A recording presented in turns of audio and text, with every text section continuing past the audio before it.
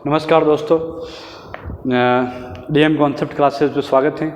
अब अपन एक नए सब्जेक्ट की बात करेंगे, नए विषय की बात करेंगे। उसके अंदर हिंदी का टॉपिक है हिंदी की वर्णमाला में वर्णमाला पढ़ेंगे। उसमें संज्ञा टॉपिक सबसे पहले स्टार्ट करेंगे अपन। संज्ञा ये हर एग्ज़ाम में पूछा जाता है। संज्ञा के प्रकार, संज्ञा को पहचानना कैसा क्या है, उस सारे संज्ञा के अंदर पूछा। सबसे पहले बेसिक मीनिंग इसका मतलब क्या है। संज्ञा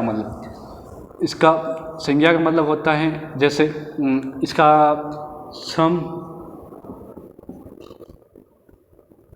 इसको बोलते हैं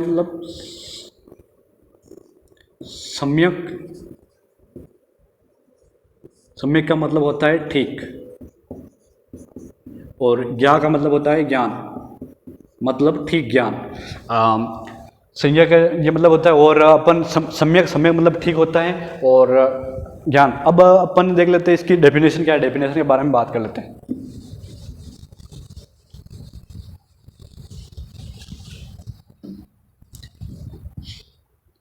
संज्ञा की परिभाषा लिख लेते हैं। परिभाषा है,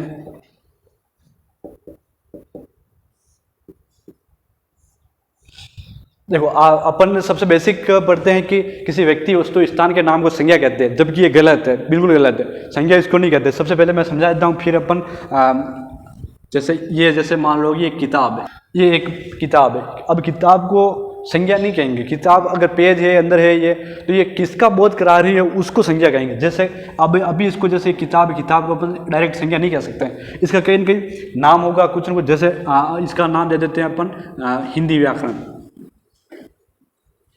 ये हिंदी की बुक है, हिंदी व्याकरण की बुक है, जैसे है नहीं, ये हिंदी व्याकरण की बुक है। तो हिंदी व्याकरण की बुक है। अब ये अपन को बोध करा रही है हिंदी की है, और इतने सारे पेज है, इनसे मिल के बनी है, तो एक इसका बोध करा रही है एक संज्ञा का।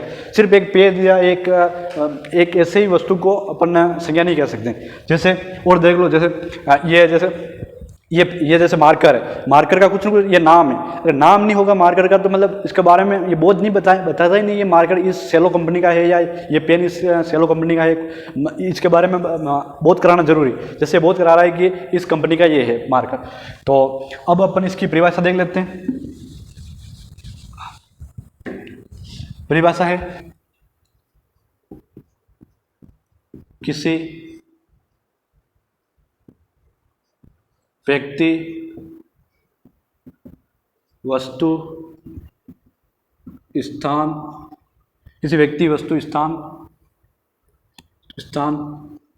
के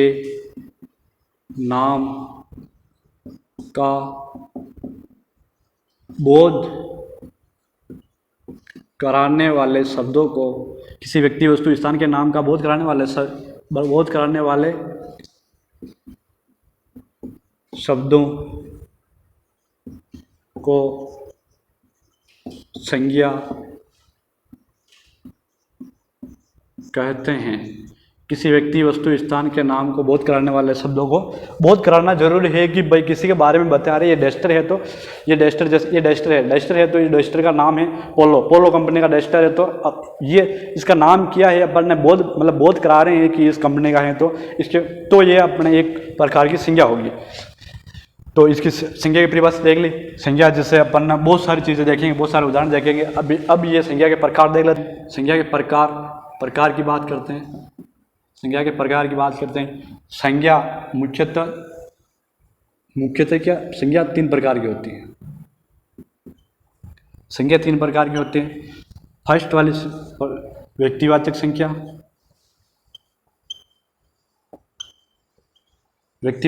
होती है। व्यक्तिवाचक संज्ञा, ये जातिवाचक संज्ञा,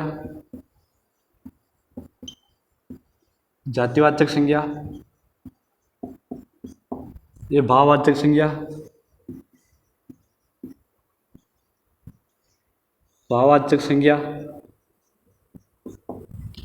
ये फर्स्ट वाली, सेकंड वाली और थर्ड वाले। व्यक्तिवाचक, जातिवाचक, भाववाचक, इसके अंदर सारा देखेंगे अपन। जैसे कि इसमें बहुत सारे अलग अपन ये इसके उपभेद भी पढ़ते हैं। इस जातिवाचक संज्ञा के उपभेद भी पढ़ते हैं। ये दो उपभेद होते हैं। ये भी पढ़ते हैं अपन, इनको भी देख लेते हैं। कहीं कहीं बुकों में तो मान रखा है इनको उपव्यय, और कहीं कहीं में नहीं मान रखा है। और ये मान रखा है जैसे, अब इनको भी देख लेते हैं। ये भी दो प्रकार के होते हैं, जातिवाचक के दो, इनके कुछ नहीं होते, और इनके ये भाववाचक होती है सिर्फ, ये भी व्यक्तिवाचक होते हैं, इसके दो उपभेद होते हैं। अब इनके देख लेते हैं। जैसे वाचक के वापस दो उपभेद है। फर्स्ट है फर्स्ट है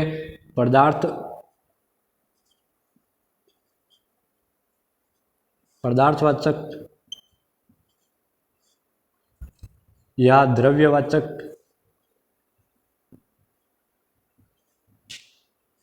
संज्ञा, नहीं द्रव्यवाचक जाति, हाँ द्रव्यवाचक, या इसको अपन धातुवाचक भी कहते हैं।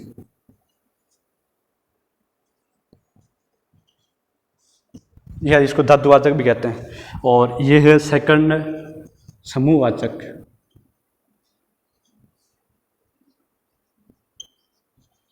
समूहवाचक या समुदायवाचक, समूहवाचक या समुदायवाचक।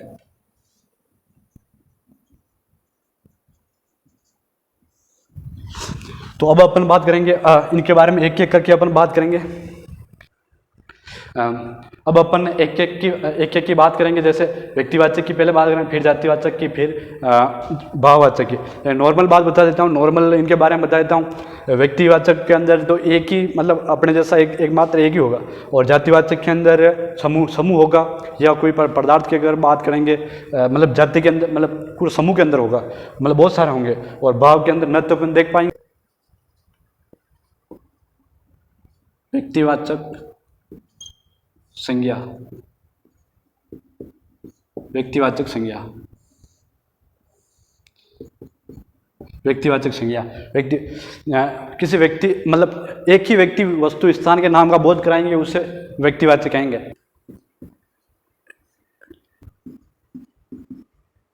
वस्तु, एक ही व्यक्ति वस्तु स्थान, एक ही व्यक्ति वस्तु स्थान के नाम, एक ही व्यक्ति वस्तु स्थान के नाम का बोध कराने वाले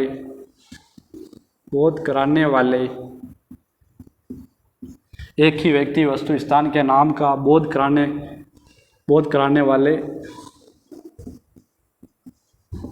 शब्दों को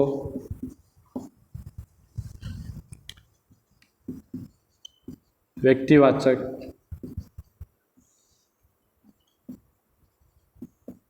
संज्ञा कहते हैं। व्यक्तिवाचक संज्ञा कहते हैं।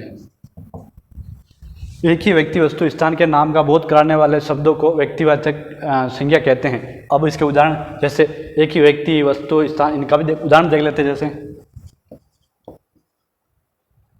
उदाहरण के अंदर देख लेते हैं। जैसे सबसे पहले अपन ले लेते हैं, व्यक्ति को ले लेते हैं। जैसे व्यक्ति को ले लेंगे, वस्तु को ले लेते हैं। ये एक मात्र, मतलब एक जैसी एक मात्र ही होनी चाहिए। स्थान को ले लेते हैं, राम, मोहन,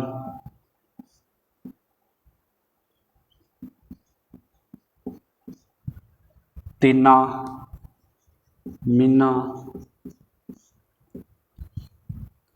मीना, ये सारे एक व्यक्ति के नाम है। ये मतलब अपने जैसे बहुत सारे बोलेंगे कि हमारे गांव, हमारी गलियों में 2-4 टीना रहती है, वो ऐसा मैटर नहीं। जैसे वो सारे शारीरिक और मानसिक रूप से पूरे अलग अलग है। जैसे कोई मोहन है, मोहन अपने जैसा एक वो नहीं है, क्योंकि पूरा अलग है वो।